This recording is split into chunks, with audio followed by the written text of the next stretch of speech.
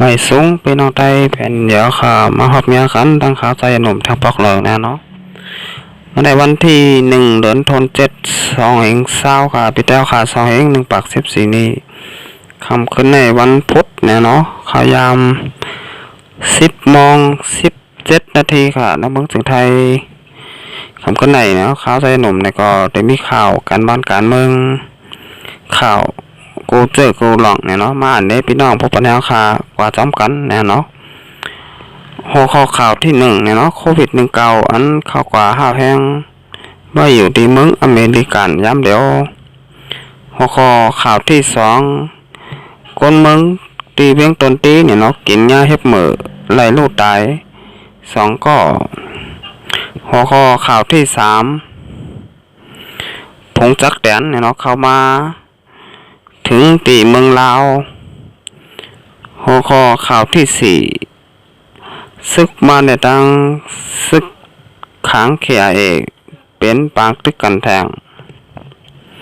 เอาค่ะก็อันตั้งสุดเนาะสองพี่น้องแต้วค่ะเข้ามาด้วยช่อง YouTube ข่าวใจหนุ่มเนาะ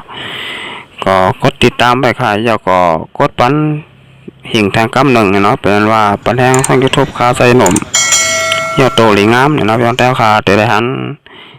มาจะเป็นข่าวกันบ้านการเมืองการซึกข่าวกูลองจากกว่าเจ้าไหนเนี่ยเนาะพี่น้องแต้วค่ะได้หันข่าวอันตั้งเปิดเดียวก็อันตั้งสุดค่ะก็ยินดีขอบใจถึงเนาะพี่น้องแต้วค่ะเตียนเข้ามากดไลค์กดแชร์ย่อก็กดติดตามปันช่อง YouTube ข่าวใจหนุ่มอยู่กูก็ค่ะเอาค่ะเอาค่ะมาตัวข่าวที่1เนี่ยเนาะข่าวอันตั้งสุดเนี่ยเนาะโควิด19อันเขากว่าห้าแห้งไว้อยู่ที่เมืองอเมริกันย้ำเดียวเนี่ยเนาะก็มีคนติดจับโควิด19อยู่ที่2,700,000เนี่ยเนาะ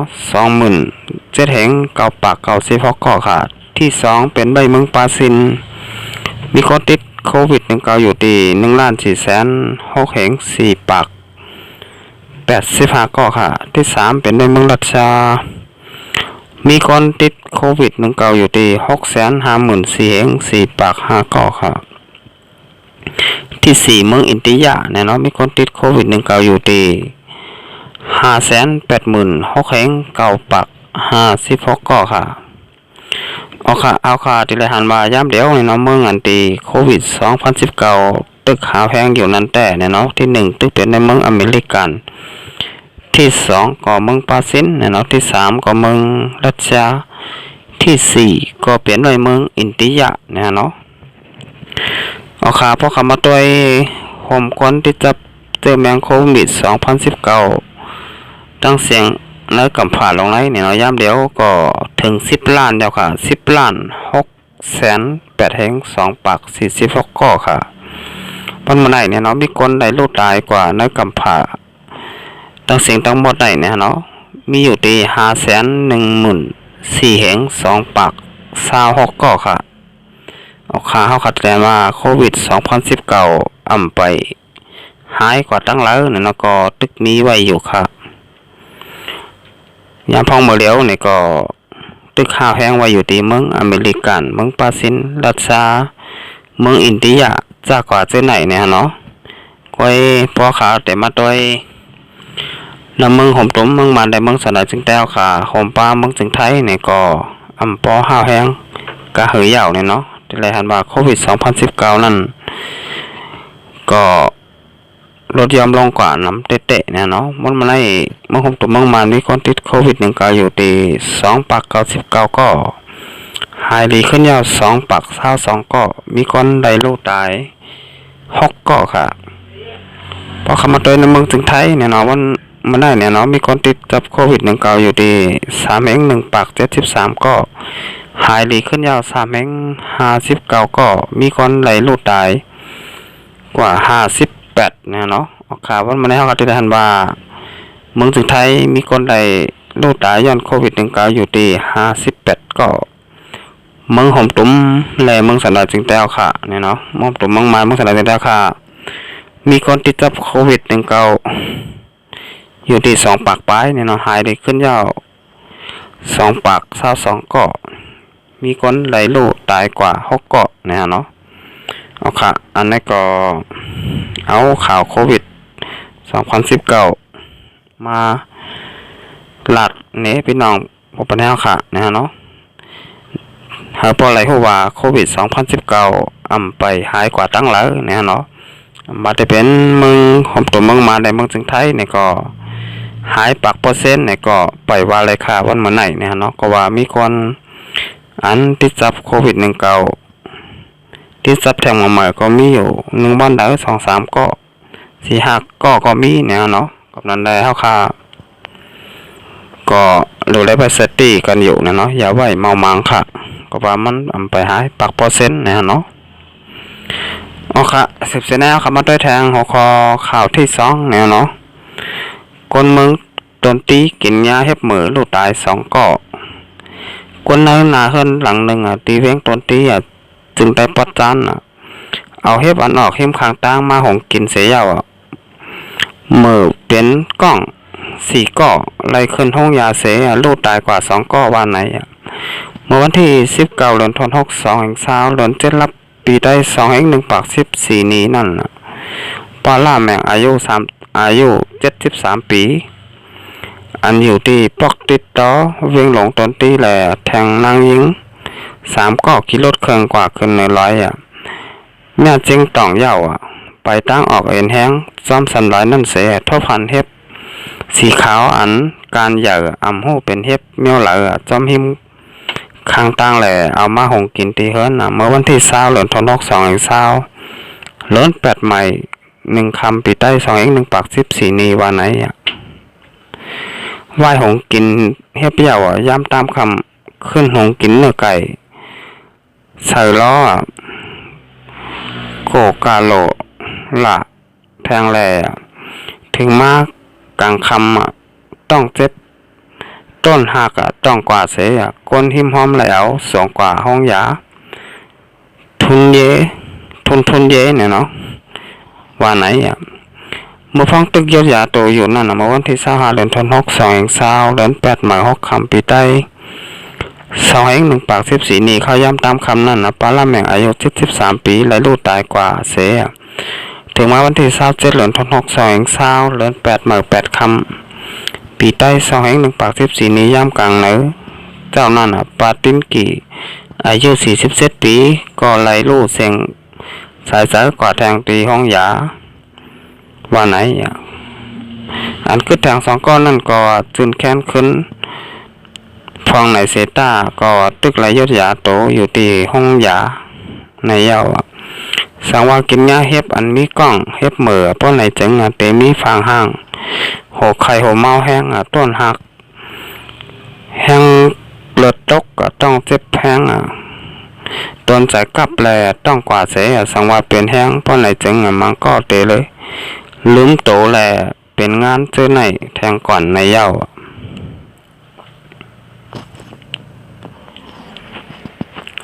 ในข่าวคือข่าวผลพ้องย้ำเฮ็บออกในปี2020ในย้อนปืนกินง่ายเฮ็บเหมือแลก้นมึงในเมืองสันหลายจึงแต้วขาไหลโลไหลหายไหลตายกว่า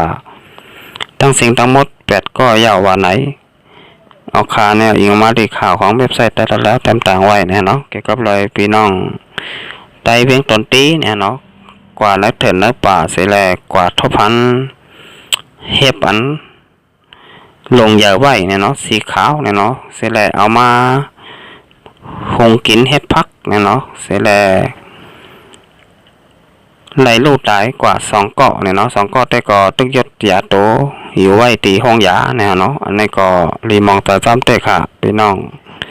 เจ้าเคยมึงสันดาจึงแต้วค่ะเนี่ยเนาะก็ว่าเฮ็บในมีตั้งนำตั้งหลายเตะค่ะในมึงสันด้อยจึงแต้วค่ะเนี่ยเนาะก้อยเฮ็บอันเฮาค่ะยามกินยามฮู้จักและยามหันนี่ก็อย่าไปกินก็ว่ามันเตะจะเป็นเฮ็บอันเป็นเฮ็บมือเนาะเฮ็บอันมีกล้องมีไฟต่อเฮาค่ะเนี่ยเนาะสมมุติค่ะฮู้จักนี่ก็โลกินสมากินนี่ก็จางเฮ็ดเฮาค่ะไล่ซุ่มอสักสายใจกว่าเนี่ยเนาะโจเข้าคือค่าผลในปี2020ในก้อยเนี่ยนะพี่น้องเจ้ากำลังสนาจึงแต้วค่ะไหลลูกไหลตายไหลหายกว่าย้อนเฮ็บมือลงใน ทั้งสิ่งทั้งหมดเนี่ยเนาะมีอยู่8ก้อเหย่าเนี่ยเนาะในก็รีมองเตอ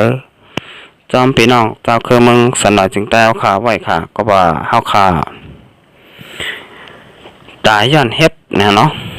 ตายย้อนเฮ็บมือลงไหนเนี่ยเนาะอันนี้ก็ตัวดีๆค่ะเอาค่ะเต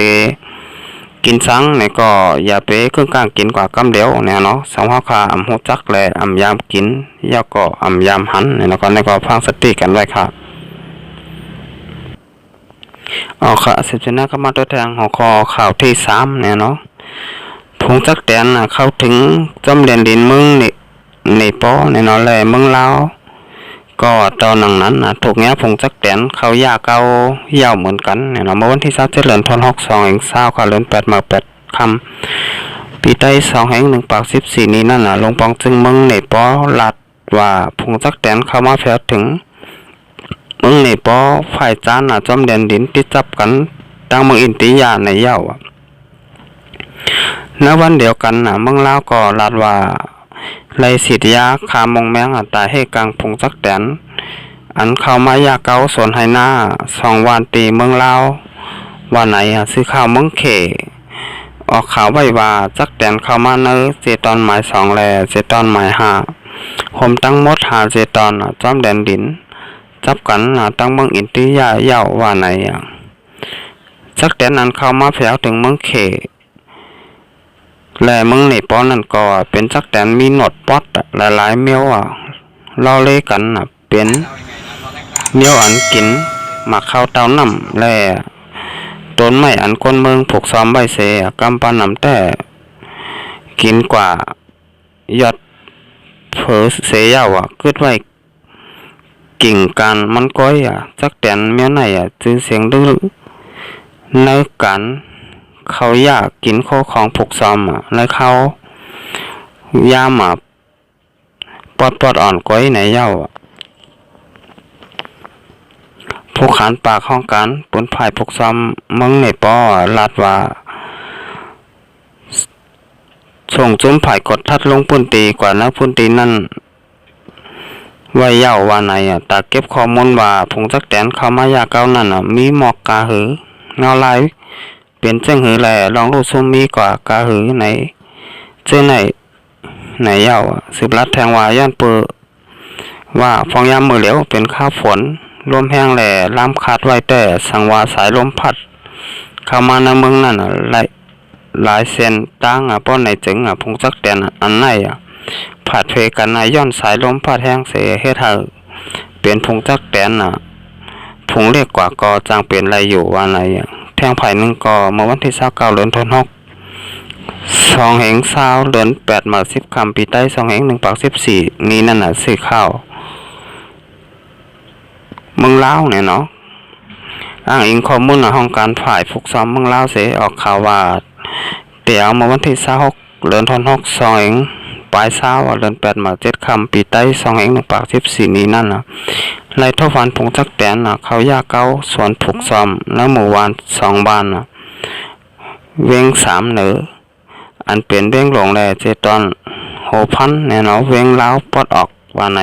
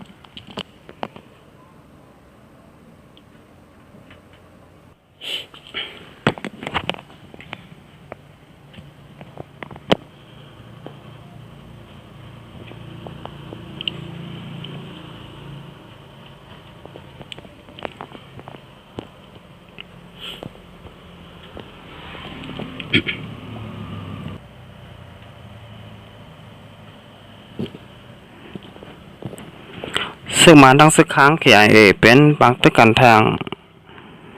และจางตุ้มเตอร์หรือข้อหมายอัน2ไผ่ตึ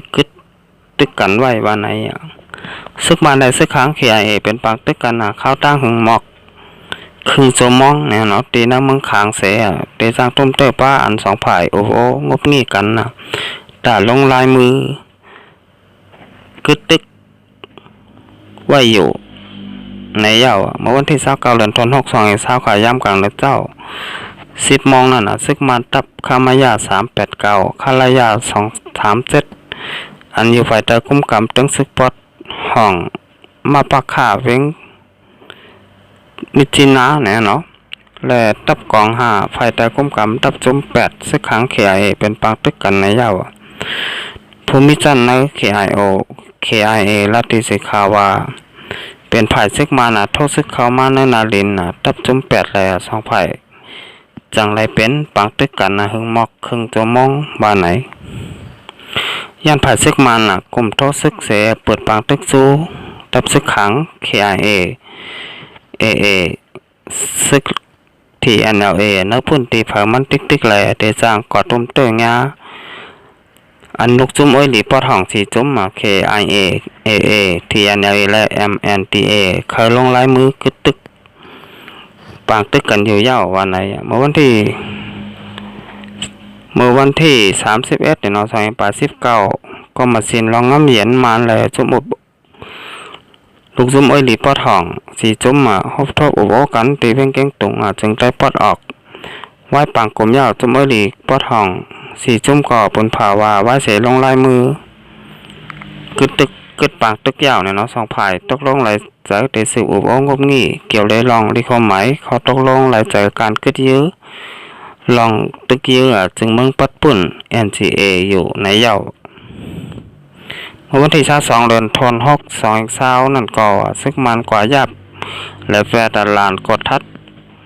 ไปอยู่ลีอันซึกค้าง KIO และ KIA เฮ็ดไว้ตีเขียงตาเก็กเนี่ยเนาะในเจเวงอันที่จับกันตั้งจึงเมืองเคนั่นแหละสองฝ่ายมีลองแข่งการซึก